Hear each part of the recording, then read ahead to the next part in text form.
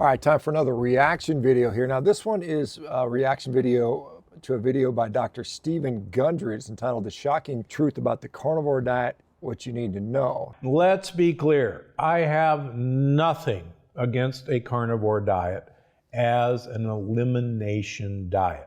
Some of my patients use it to break a cycle of gut inflammation and leaky gut. So there's nothing wrong with the carnivore diet in the short term as an elimination phase. And I certainly have no problem with that particular statement. I also agree that not everybody needs to do it long term. Some people get an acute benefit in the short term, and then they are able to resume a less, quote unquote, restrictive diet. I think that's fine. Some people, their gut is so damaged that even the defense compounds of simple plants is enough to cause damage to people's health. And I certainly do see that, quite a bit. We see that in my interaction over the years. We see it in some of our Revero patients where they really do benefit from a carnivore diet. So far in agreement with what Dr. Gundry has to say. Years ago, my wife decided to make a kale smoothie. Why not? Kale's great for you. About an hour later, I was in the bathroom with blowout diarrhea. I haven't had a kale smoothie since. When your body is exposed to something that is damaging to it, particularly the gut, we either throw up or we have diarrhea. We try to expel it out as quickly as possible. Our body knows what we're supposed to have and what we're not supposed to have in many ways. Maybe I was the father of the carnivore diet, as some people have accused me. Maybe I have a big ego, but it's not to the point where I'm going to say I'm the inventor of the carnivore diet. I wrote the book, but I'm not going to go as far as to say I'm the father of really anything. But before we say, well, if plants are so bad for you, all of us should be eating a carnivore diet, not so fast. But let's just be clear here. There are probably some people within the carnivore community that feel that everybody in the world needs to be on a carnivore diet. I don't say that. There's absolutely zero evidence of long-living people eating a carnivore diet. A society that follows a carnivore diet does not exist. I can point to, say, the Sami population in northern Finland that eat basically a carnivorous diet, and they live longer. And by some accounts, they live, life expectancy into the 70s and 80s. And again, we don't have really great data on any of this stuff when it comes to longevity. All this dietary speculation stuff, very speculative. The science is very shaky here. Looking at areas of the world that have extreme longevity, all of these areas in general eat a very low animal protein diet. So you can certainly cherry pick areas of the world that support your hypothesis just as I can. It doesn't mean really anything. So to try to prescribe a diet that leads to longevity is folly, quite honestly.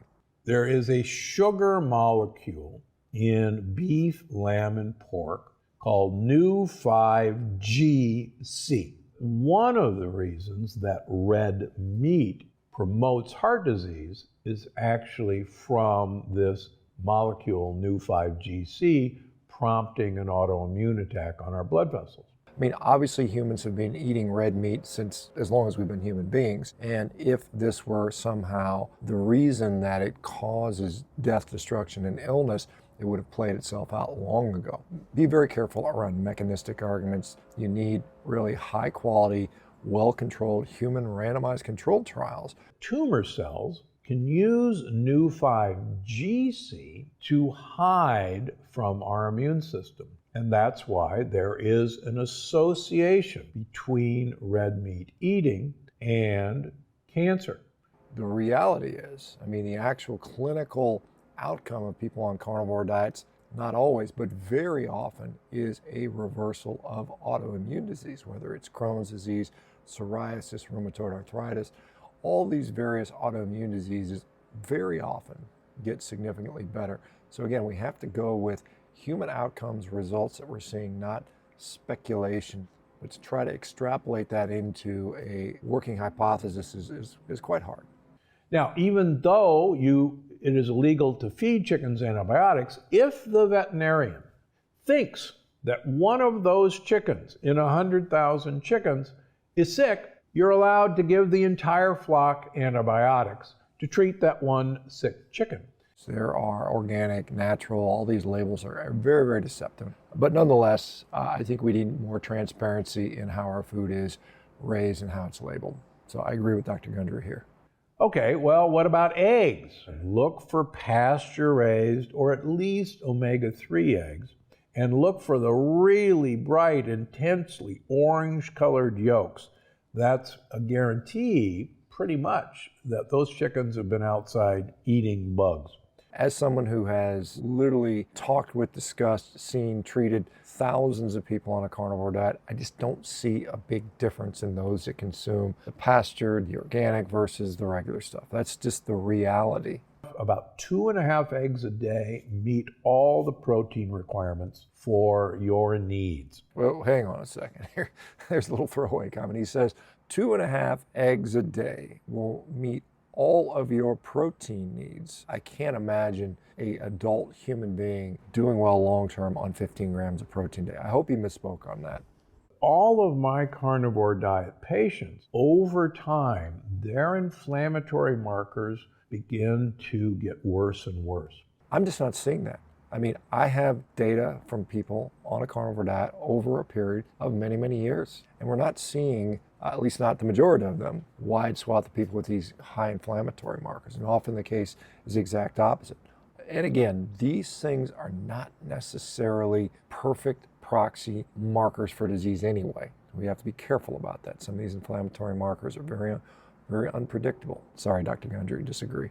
And when I ask my patients to reduce animal protein, I see dramatic reductions in a blood marker called insulin-like growth factor. The less chance of cancer developing.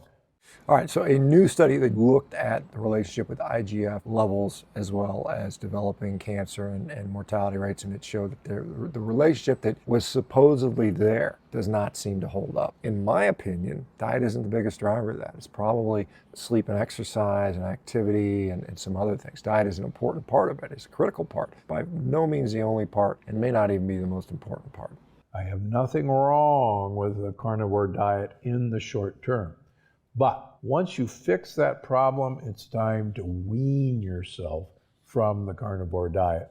And if you're going to do the carnivore diet, please try to think about small fish, clams, like scallops. That's the safest way to practice a carnivore diet.